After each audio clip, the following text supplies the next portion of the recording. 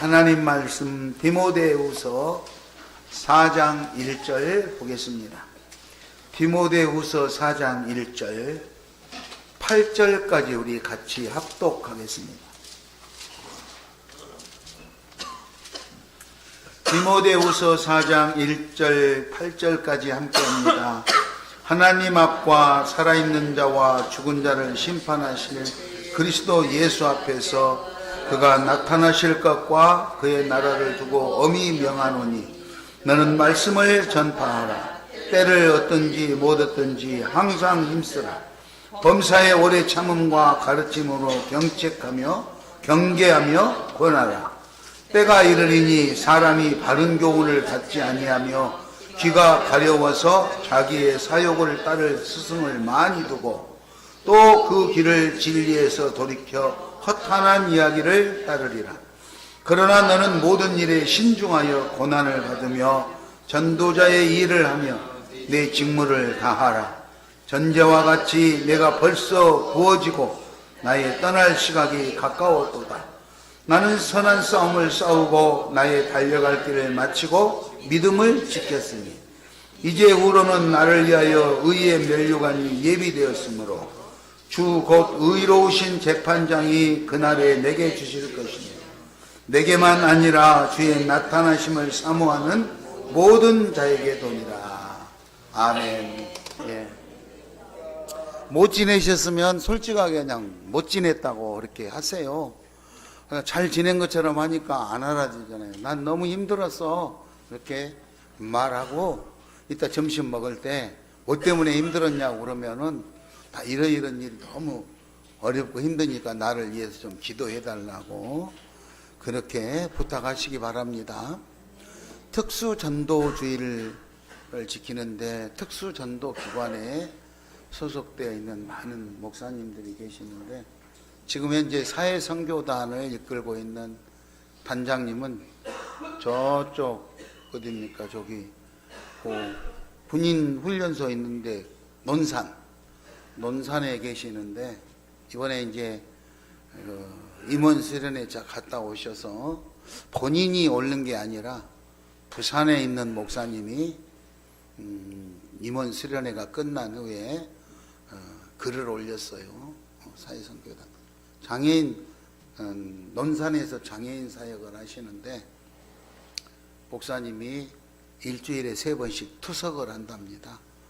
본인 투석을 하기 때문에 자기 몸 투석하고 몸도 힘든데 그래도 장애인들을 돌보기 위해서 그렇게 애를 쓰고 몸부림을 치고 이렇게 힘든 가운데 사역을 하는데 수련회에서 만나서 식사하고 차 마시고 이런저런 이야기를 하면서 본인의 그런 지금 현재 사역하고 있는 걸 이야기를 하시면서 그래도 하나님 은혜로 너무너무 감사해서 기쁘게 살고 있다는 그런 대화를 나누는데 그거를 부산에 있는 목사님이 들으시고 그걸로 단체 톡방에다가 글을 올리셨어요.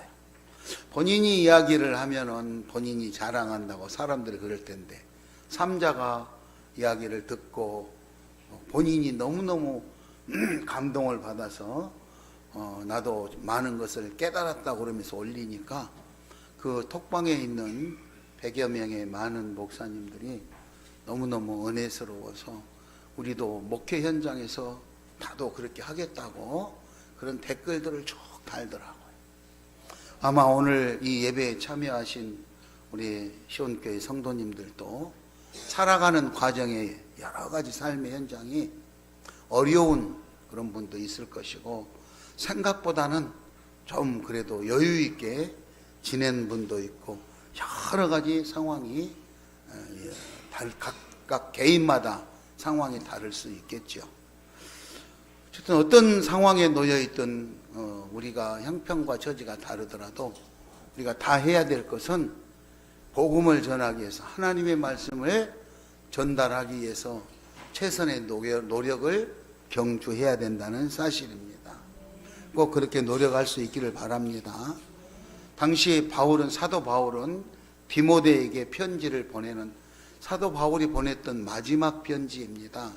디모데에게 편지를 보내서 당시에 그 주변에 이단 종파들 그리고 거짓 가짜 선생들이 너무너무 많아가지고 교회를 혼란스럽게 만들고 막 이렇게 하니까 그런 것에 대해서 잘 지도력을 갖춰가지고 교회를 잘 지켜내라는 내용으로 명령을 내리는 장면입니다.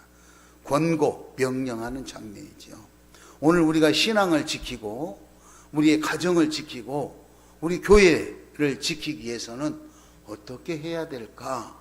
그거를 사도 바울이 디모데를 통해서 명령한 내용이 오늘 본문의 말씀입니다. 그래서 결론적으로 말한다면 하나님의 말씀은 바른 교훈, 진리의 말씀이고 거짓 교사들은 허탄한 신화들을 통해서 이렇게 사람들을 유혹하는데 우리는 그거를 듣고 어떤 쪽으로 선택할 거냐, 이게 우리가 선택하고 가야 되는 길인데 사람들은 대부분 선택을 함에 있어서 하나님의 말씀, 바른 교훈을 선택하기보다 사탄의 신화적인 거짓 교사들의 허탄한 말에 귀 기울여서 그거를 합리화해가지고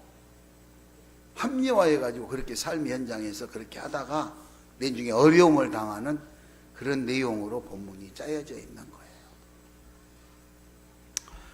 바울은 이제 본인이 죽은 후에도, 내가 사명을 마치고 나 죽은 이후에도 후손 대대로 전도의 사명을 잘 감당하게 될 것을 이제 바라면서 어떻게 명령을 수행할 것인가, 그 수행의 방법, 그리고 전도하는 사람, 전도자의 자세, 이런 내용에 대해서 오늘 쭉 말씀하고 있는 거예요. 그러니까 신앙생활을 하는데 우리는 신앙인으로서 어떻게 복음을 전하고 어떤 자세로 이렇게 복음을 전할 건가, 이런 내용이 담겨져 있는 것이 오늘 본문 말씀이거든.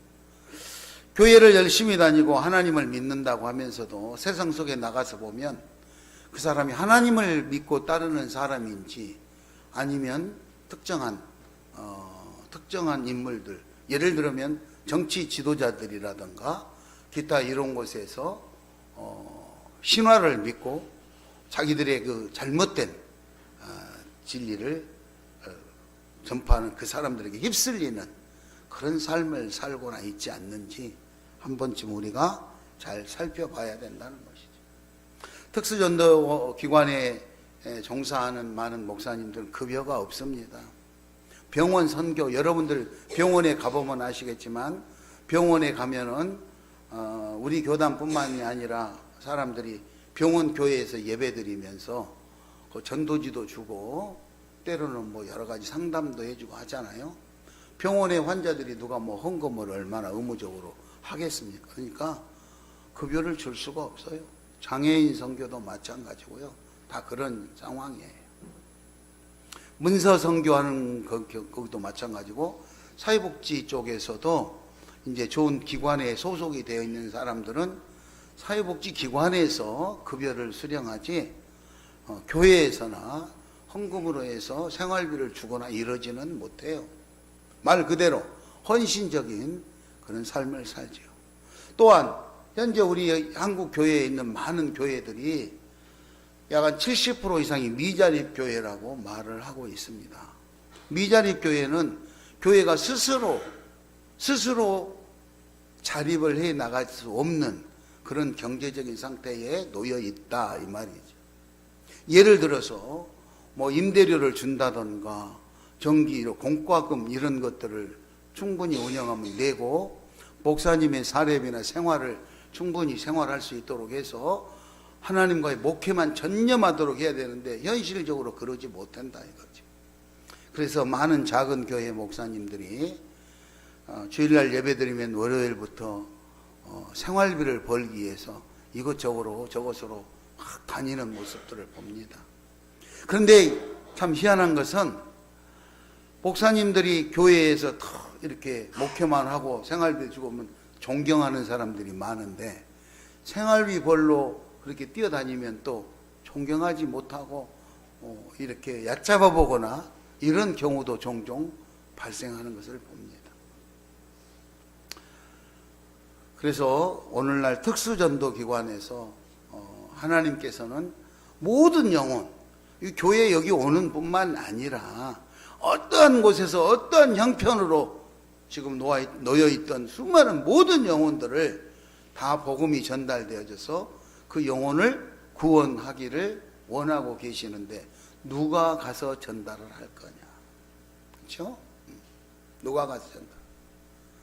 병원에 아파 누워있는 사람이 외롭고 힘들잖아요. 그럼 누가 가서 할 거냐? 누가 가서 할 거냐? 큰 대형 교회, 본인 교회도 바빠가지고 병원에 가서 복음 전한다고 병원에 가서 설교하고 있겠습니까?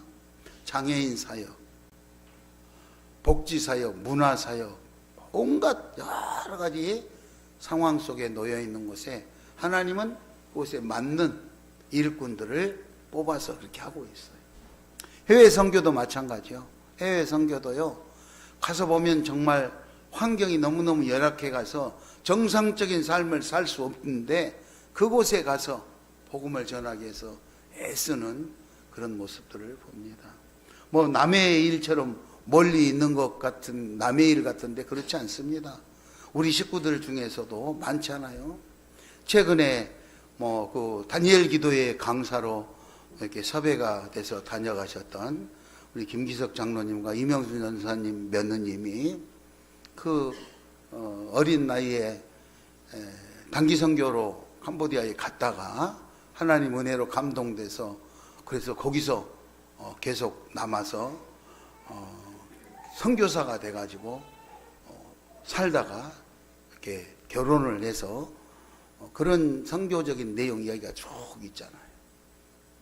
지금 현재 우리 그 주변에도 우리 가족들 중에서도 해외 선교 나가서 자기 삶을 그렇게 헌신하며 살았던 사람이 많아요.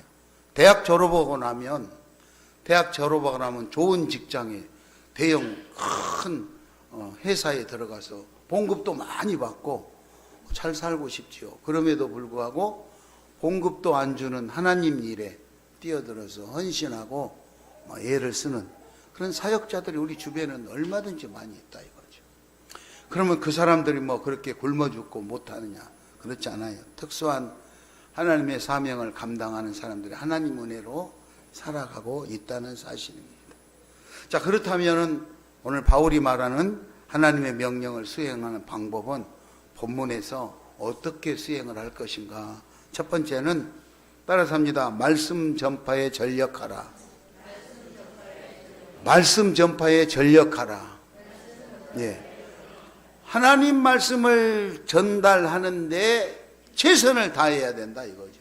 다른 것이 아니고 뭐 이런 여타한 이유 따지지 말고 어떤 방법이든 하나님의 말씀을 전달하는데 최선을 다해야 된다는 것이죠.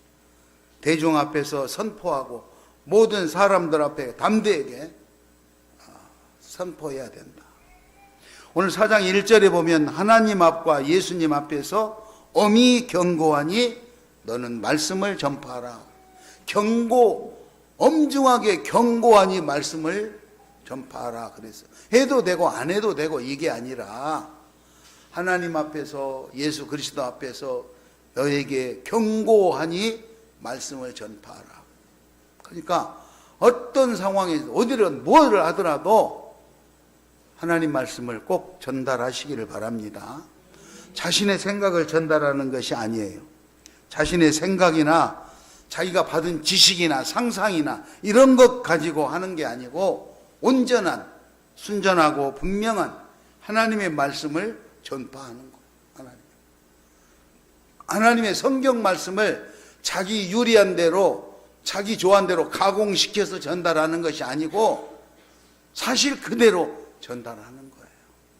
요즘에 많은 강단의 목사님들이 듣기 좋은 말 많이 하지요. 그렇잖아요. 듣기 좋은 말 해야지 듣기 싫은 말 하면 교회 안 오면 손해니까 절대 이렇게 듣기 싫은 말은 설교를 안 해요. 근데 오늘 듣기 싫은 말도 해야 되는 것이 오늘날 복음이에요. 우리는 자녀들을 키울 때 그러잖아요. 자녀 양육할 때 그냥 다 해달라는 대로 다 해주고 이런 게 아니라 때로는 종아리도 때리고 훈계하고 야단치면서 가르치잖아요. 그래서 오늘 복음을 전파하는 일에 최선을 다하는데 이게 그냥 권고하고 부탁이 아니라 명령이다 이 말이에요. 명령. 꼭 복음을 전파하시기 바랍니다. 말씀을 전파하는 일에 최선을 다. 그게 1차 목표, 삶의 목표로 삼아야 돼요. 삶의 오늘 내가 돈을 벌으러 가야 된다. 그것보다도 더 돈을 벌어 가는 것도 가서 해야 될 일이 복음 전파하는 거예요. 말로, 행동으로 어떻게든지 나를 통해서 예수님이 살아계시다는 것을 전파해야 된다는 거예요. 두 번째 따라서 하겠습니다. 기회를 충분히 활용합시다. 기회를 충분히 활용합시다. 사람들은요, 뭐 바빠서 시간이 없어서 뭐 이래저래 핑계를 많이 대잖아요. 그런데 오늘 2절을 읽겠습니다. 2절. 4장 2절 읽겠습니다. 시작. 너는 말씀을 전파하라. 때를 얻든지 못 얻든지 항상 힘쓰라. 범사의 오래 참음과 가르침으로 경책하며 경계하며 권하라. 말씀을 전파하는데 때를 얻든지 못 얻든지 하여튼 전파해라 이거. 요거는 뭐 이래서 안 되고 이 핑계 저래서 안 되고 이런 핑계를 대는 게 아니라 바빠서 안 되고 요게 아니고 언제 어디서 어떤 상황에서든지 하나님의 말씀을 증거해야 된다 이거지. 그리고 그 증거하는 가운데서도 하다 보면 지칠 수도 있잖아요. 오래 참고 끝까지 잘 가르치는데 쉽게 말해서 잘 안 되면 경책하며 경계하며 권면하라 그랬어요. 때로는 야단도 치고 질책하며 책망하며 꾸중하며 야단도 치면서라도 하나님의 말씀을 가르쳐야 된다. 이 말을 하고 있는 거예요. 여러분 자녀들이 학교에 갔다 뭐 학원에 보내죠. 학원에 만약에 안 가고 그러면은 어떻게 해요? 야단치잖아요. 얼마나 호되게 야단치잖아요. 그런데 교회에 안 가고 하나님 말씀대로 안 되면 야단 안 치면 안 된다 이거죠. 호되게 질책을 하면서도 야단을 쳐서 그리고 기회를 때를 얻든지 못 얻든지 꾸준하게 계속해서 준비하고 복음을 전할 수 있도록 그렇게 노력을 해야 된다는 게 본문의 내용입니다. 어떤 말씀을 어떻게 해야 될까 늘 준비하고 때로는 내가 복음을 전하려고 그럴 때 반대 장애물이 나타나고 그래도 하는 거예요. 어떻게든지 이 장애물을 극복하고 복음을 전달해야 되겠다. 이렇게 꼭 해야 되는 거예요. 그렇게 전달하시기 바랍니다. 우리가 노력을 해야 돼요. 마지막으로 세 번째 따라서 하겠습니다. 거짓과 타협하지 마라. 거짓과 타협하지 마라. 오늘 3절에 보면은요. 때가 이르리니 사람이 바른 교훈을 받지 아니하며 기가 가리워서 자기의 사욕을 따를 스승을 많이 두고 또 그 길을 진리에게 돌이켜서 헛한 이야기를 따르느니라. 이 말은 무슨 말이냐? 사람들이 바른 교훈, 즉 하나님의 말씀을 가르쳐 주면 그거는 안 지켜. 바른 교훈은 예수님을 통해 얻어지는 구원의 소식입니다. 그럼 그거는 안 지켜. 그리고 자기에게 듣기 좋은 말 해주는 사람을 여기저기 스승으로 많이 세워두고 그 말을 귀를 고기다 들려가지고 그거 따라한다 이 말.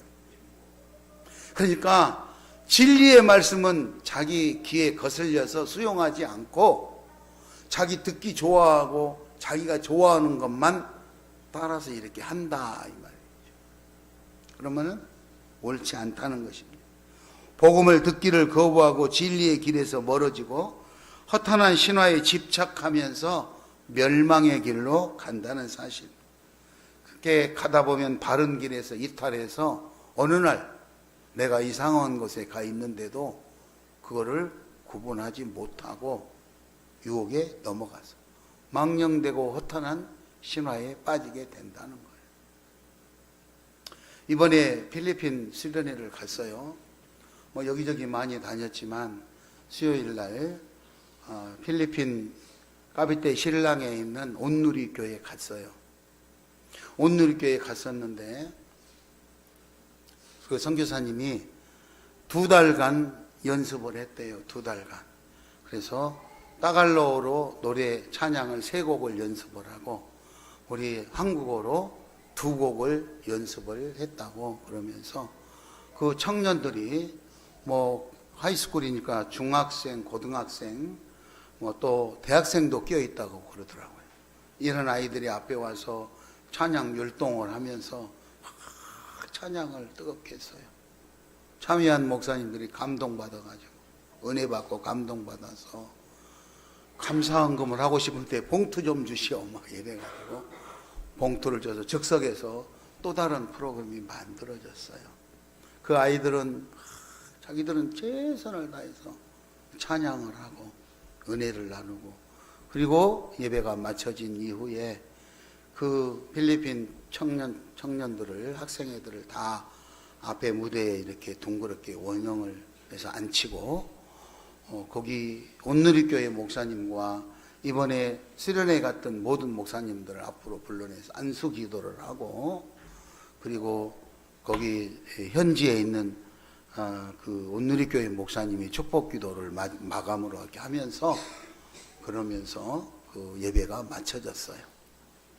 모두가 다 좋아하고 행복해하고 감동을 받아서 내중에 하시는 말씀들이 어디 다니고 뭐하고 근데 이 예배가 제일 너무 감동되고 은혜스러웠다고 그런 고백들을 하는 것들을 보았습니다.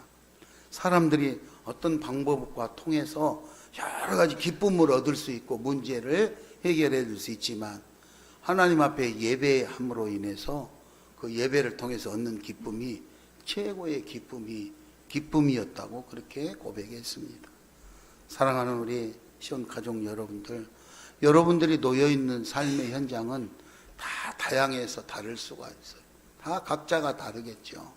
그러나 그 삶의 현장에서 하나님의 말씀을 증거할 수 있는 하나님의 사랑을 증명해 보일 수 있는 저와 여러분이 될 수 있기를 바랍니다.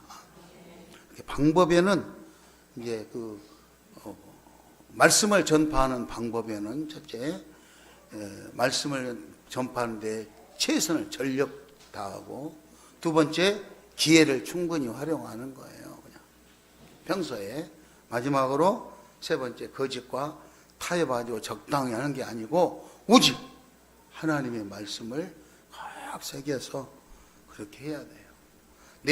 내가 잘못된 길을 가면서도 그거를 합리화시키려고 거짓된 스승, 그렇죠? 허탄한 이야기를 꾸며가지고 거기다가 맞추면서 스스로 만족해하고 도취해서는 안 된다는 거예요. 그러므로 오늘 우리가 그렇게 최선의 노력을 다할 수 있기 바랍니다. 그러면 방법은 그렇게 되는데 그럼 그런 방법을 수행하는 전도자의 자세는 어때야 될까? 전도자의 자세. 5절을 읽겠습니다. 우리 5절 본문 5절을 읽겠습니다. 5절 그러나 시작. 그러나 너는 모든 신중하여 고난을 받은 전도자의 일을 하며 내 직무를 다하라. 직무, 우리에게 맡겨진 직무, 복음을 전파하는 거 이거를 다 하기 위해서는 신중하고 때로는 힘든 고난도 당할 수 있다 이거죠. 그래도 전도자 일을 하는데 최선을 다해야 돼. 뭐 그렇게 쉬운 일만 있는 게 아니에요. 복음 전하는데 이런저런 많은 어려운 일들이 있겠죠. 그래도 신중을 가하면서 우리에게 주어진 사명을 잘 감당하도록 최선의 노력을 다하라고 말씀하고 있습니다. 바울은요 이렇게 말씀하면서 자기도 그렇게 살아왔다고 자기 삶에 마감하는 입장에서 설명합니다. 6절, 7절, 8절에 보면 나는 선한 싸움을 싸웠다. 그렇죠? 지금 내가 이제 세상을 떠나기 직전에 얼마 안 남았는데 지금까지 내가 내 인생을 뒤돌아보니까 나는 선한 싸움을 싸웠다. 그러니까 선한 싸움은 뭡니까? 하나님의 말씀을 증거하는데 그 목적을 가지고 일했지 내가 뭐 다른 내 욕심을 채우기 위한 일을 한 것이 아니고 하나님의 사명을 감당하기 위해서 최선의 노력을 경주했다. 그리고 나의 달려갈 길을 마치고, 그것은 주어진 사명, 임무가 완수되는 장면입니다. 나에게 주어진 사명을 잘 감당하는. 그렇게 사명으로서 임무를 감당함에 있어서 지금까지 선한 싸움을 싸워오는 동안 믿음을 잘 지켰다고 본인은 고백하고 있습니다. 여러분, 우리도 하나님 앞에 믿음을 잘 지켜서 선한 싸움을 싸우시기 바랍니다. 우리의 삶이 이 땅에서 마감하는 그날까지 믿음을 지키고 선한 싸움을 싸우기 위해서 몸부림을 치는 거예요. 복음을 전하고 그 복음이 다른 사람한테 전해져서 그 사람들이 그 복음을 듣고 다시 한번 회복에, 그리고 하나님의 자녀로 돌아올 수 있다면 우리가 그것 때문에 너무너무 감사해요. 그리고 본인은 이렇게 말합니다. 본인이 8절에 이후로는 나를 위한 의의 면류관이 예비되어 있어서 마지막 때 그 의의 면류관을 나에게 주실 것이라고 그렇게 생각하면서 의의 면류관을 받는 결과로 오늘 마감하고 있는 것을 봅니다. 결국은 한 사람의 삶을 이 땅에 살아가면서 하나님의 말씀을 전파하고 그 선한 싸움을 마치고 마지막 삶을 종료하기까지 최선의 노력을 하나님 앞에 경주해서 의의 면류관을 받게 되는 이 내용을 디모데에게 설명하면서 너는 꼭 복음을 전파하는 일에 명령을 꼭 수행하라고 그렇게 당부하고 권면하는 장면입니다. 사랑하는 우리 시온 가족 여러분들도 삶의 현장에서 최선의 노력을 다하시고 복음 전하는 일에 앞장서시고 그 복음 전하는 일 때문에 하나님의 특별한 보호와 인도를 받는 대상들이 되시기를 축원합니다.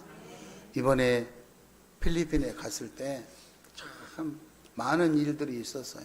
엄청난 많은 일들이 있었었는데 기회가 되면 또 말씀을 드리도록 그렇게 하겠습니다.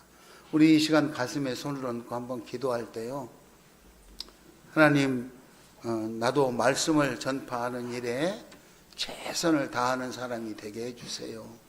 그렇게 우리 한번 기도하겠습니다.